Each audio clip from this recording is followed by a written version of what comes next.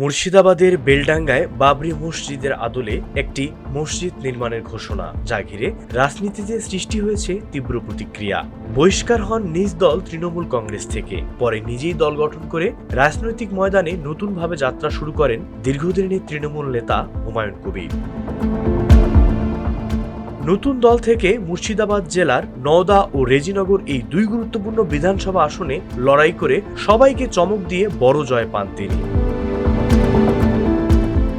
দুই আসনেই তিনি লড়াই করেন বিজেপির সঙ্গে, যেখানে তৃণমূল কংগ্রেসের প্রার্থীরা ছিলেন তৃতীয় অবস্থানে, যা পশ্চিমবঙ্গের রাজনীতির মাঠে নতুন আলোচনার জন্ম দেয়।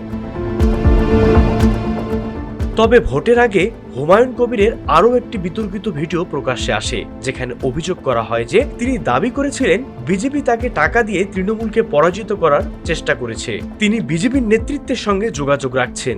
এই ভিডিও প্রকাশের পর রাজনৈতিক উত্তেজনা আরও বাড়ে, তবে কোনো কিছুই তার নির্বাচনে প্রভাব রাখেনি।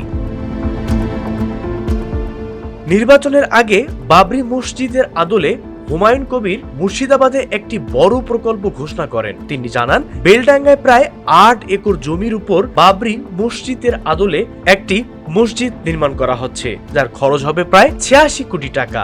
২০৩০ সালের মধ্যে নির্মাণ কাজ শেষ করার পরিকল্পনার কথা জানান তিনি।